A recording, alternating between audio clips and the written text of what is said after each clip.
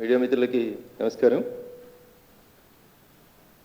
అధికారంలో ఉన్నప్పుడు బడుగులు, బలహీన వర్గాలు, దళితులు ఏ రోజు కూడా గుర్తుకు రానటువంటి బీఆర్ఎస్ పార్టీ నాయకత్వం అధికారం దిగిపోయిన తర్వాత బీసీల ఆత్మగౌరవం కోసం అసెంబ్లీలో ఒక విగ్రహం పెట్టాలి, ఆ పెట్టే విగ్రహానికి మేము నాయకత్వం వహించాలని కొత్త బిచ్చగారు పొద్దురుగాడు అన్నట్టు ఎమ్మెల్సీ కవిత గారు ఇక్కడక్కడ తిరిగి సమావేశాలు పెడతా ఉన్నారు.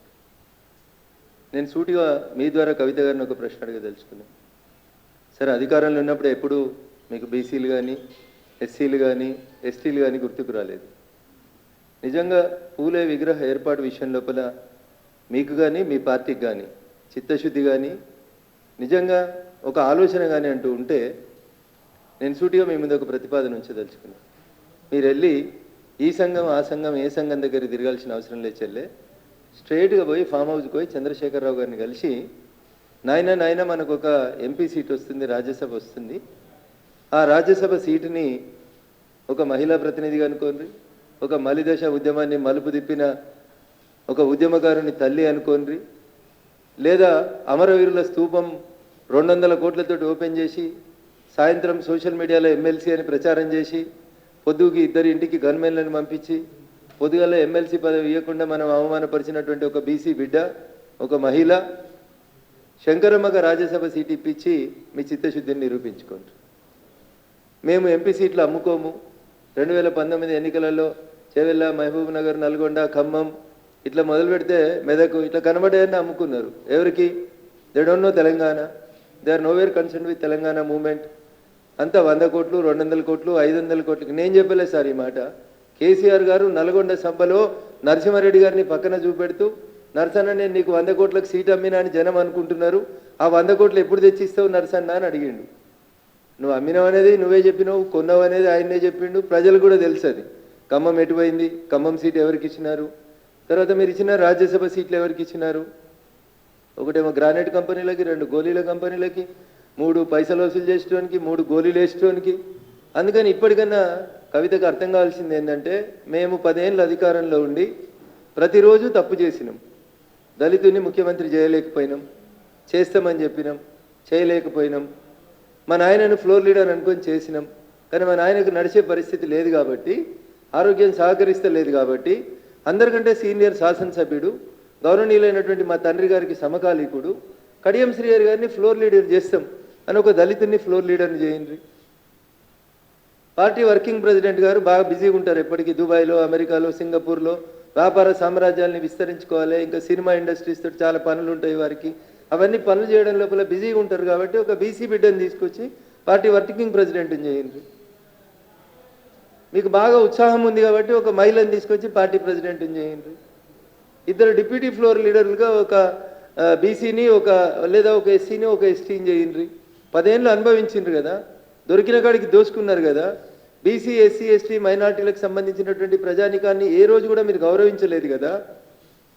బీసీలకు ఇది చేసినాం అది చేసినామని చెప్తారు. మొదటి క్యాబినెట్లో 2, రెండో క్యాబినెట్లో 3. జనాభాలో 56% ఉన్నారని మీరు చేసిన సకల జనుల సర్వే చెప్పినప్పుడు మీరు బీసీలకు ఇచ్చిన మంత్రి పదవులు 2 18లో. రెండోసారి అధికారంలోకి వచ్చిన తర్వాత మీరు ఇచ్చినవి 3 పదవులు. ఇవన్నీ తప్పు జరిగింది మా వల్ల. మేము ఇప్పటికైనా బుద్ధి తెచ్చుకున్నాం, మా తప్పును మేము సరిదిద్దుకోవాలనుకుంటున్నాం. మొదటి క్యాబినెట్లో మహిళల్ని గౌరవించలేకపోయినాం. అమరవీరుల స్తూపం ఓపెనింగ్ రోజు శంకరమ్మ గారికి ఎమ్మెల్సీ ప్రకటించినవని తప్పుడు ప్రచారం చేసినాం కాబట్టి తప్పయింది అని అందరూ, party president, floor leader, working president, బావ, బామ్మరిది, చెల్లె అందరు పోయి తెలంగాణ అమరవీరుల స్తూపం ఆంధ్రోల చేత కట్టించిన అమరవీరుల స్తూపం కాడికి పోయి తప్పైందని చెంపలేసుకొని ముక్కునాలకు రాసి ఎమ్మెల్సీ పదవి ఇచ్చినామని చెప్పి ప్రకటించి మోసం చేసి 2 గన్మెన్లను 2 రోజులు పంపించి తర్వాత ఎమ్మెల్సీ పదవి ఇయ్యక వంచినందుకు మలిదశ ఉద్యమాన్ని మలుపు తిప్పినటువంటి శ్రీకాంతాచారి సోదరుడు వారి తల్లి శంకరమ్మకి మీరు రాజ్యసభ ఇచ్చి మీరు మీ పాపాలకి ప్రాయశ్చిత్తం చేసుకోవాలని సోదరి కవితకి ఈ సందర్భంగా నేను సూచించదలుచుకున్నాను. ఇది చేయకుండా 12వ తారీఖు నాడు ధర్నా చేస్తాం, లేకపోతే 13వ తారీఖు నాడు వరంగల్లో రౌండ్ టేబుల్ సమావేశం పెడతాం. ఇంకా ఈ పబ్లిసిటీ పిచ్చేందుకు మీకు, మీ కుటుంబానికి. అసెంబ్లీలో అయితే మీ అన్న మాట్లాడతాడు, లేకపోతే మీ బావ మాట్లాడతాడు. ఎవరు లేరా మంత్రులు? ప్రశాంత్ రెడ్డి గారు లేరు, లేకపోతే జగదీష్ రెడ్డి గారు లేరు, కడియం శ్రీహరి గారు లేరు, 2 సార్లు 3 సార్లు 4 సార్లు గెలిచిన వాళ్ళు ఎవరు లేరు. అయితే మండలిలో నువ్వు కనబడాలి, శాసనసభలో మీ అన్న మీ బావ కనబడాలి, లేకపోతే మీ నాయన తెలంగాణ భవన్లో కనబడాలి. ఈ పిచ్చేందుకు మీకు? జనం వద్దనుకున్నారు కదా మిమ్మల్ని. కొద్ది రోజులు మీ ముఖాలు మీడియా ముందుకు రాకుండా ఉంటే ఈ తెలంగాణ సమాజం కొంచెం ప్రశాంతంగా ఉంటుందని నాకు అనిపిస్తుంది.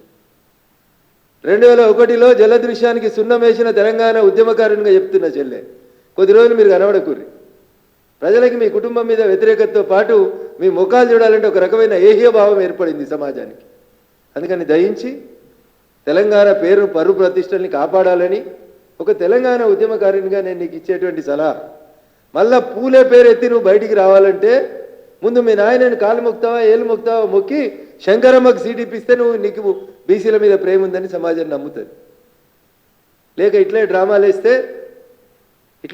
వేస్తే ప్రజలు మిమ్మల్ని పొరపాటున కూడా వచ్చేసరి కాదు, రాబోయే పార్లమెంట్ ఎన్నికలు మీకు మీ పార్టీకి చివరి ఎన్నికలు చేస్తారు ప్రజలు అనేది మీరు అర్థం చేసుకోవాలి. బీసీ ముఖ్యమంత్రి లేడు, లేకపోతే బీసీ ఫ్లోర్ లీడర్ లేడు, శాసన మండలి కూడా ఒక ఫ్లోర్ లీడర్ ఇవ్వచ్చు. శాసన మండలి ఫ్లోర్ లీడర్ అన్న బీసీకి ఇచ్చిరా? ఇయ్యలే. అసెంబ్లీ ఫ్లోర్ లీడర్ ఇచ్చిరా? ఇయ్యలే. పార్టీ ప్రెసిడెంట్ ఇచ్చిరా? ఇయ్యలేదు. పార్టీ వర్కింగ్ ప్రెసిడెంట్ ఇచ్చిరా? ఇయ్యలేదు. ఎప్పుడన్నా రాజ్యసభ సీట్లు ఇస్తే ఏమన్నా దళితులకు ఇచ్చి గొప్పగా చేసిరా? అది లేదు. వ్యాపారవేత్తలకు అమ్ముకోవడం తప్ప మీరు తెలంగాణ ఉద్యమకారులను ఏ రోజు కూడా గుర్తించలేదు, గౌరవించలేదు. అందుకని ఊకే పొద్దున్న లేస్తే ఇట్లా ప్రజల్ని ఆగమాగం చేసేందుకు మీడియా మిత్రుల్ని భయపట్టించి మీడియాలో స్పేస్ కోసం ఏదో జరగబోతుంది, ఏదో జరుగుతూ ఉంది. తల్లి నువ్వు లేకున్నా పూలే గారు ఉన్నారు, నువ్వు లేకున్నా తెలంగాణ సమాజంలో బీసీ బిడ్డలు చైతన్యవంతులైనరు, నువ్వు లేకున్నా బీసీ సమాజం బీసీ హక్కుల కోసం కొట్లాడుతుంది. కాబట్టి మీరు అనవసరంగా బాధ్యత తీసుకొని మిమ్మల్ని మీరు తక్కువ చేసుకొని ఆ బీసీ కులాలలో నాయకత్వాన్ని తక్కువ చేయొద్దని చెప్పి నేను ఈ సందర్భంగా కవిత గారికి హితవు పలుకుతా ఉన్నా. నిజంగా చిత్తశుద్ధి ఉంటే నేను అడిగిన ఈ 5 పనులు చేయండి.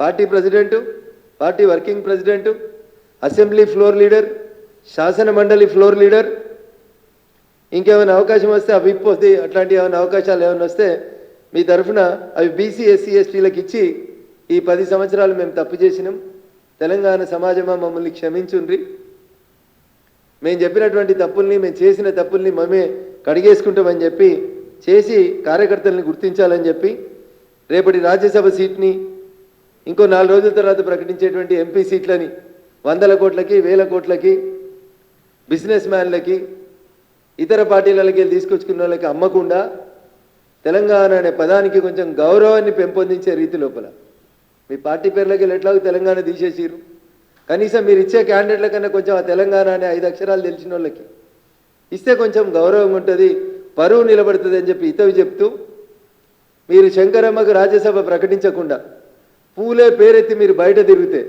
సమాజంలో ఎక్కడికక్కడ మిమ్మల్ని అడ్డుకునేటువంటి కార్యక్రమాలు, నిరసన చేపట్టేటువంటి కార్యక్రమాలను కూడా మీరు ఎదుర్కోవాల్సి వస్తుందని చెప్పి ఈ సందర్భంగా కవితను హెచ్చరిస్తా ఉన్నాం.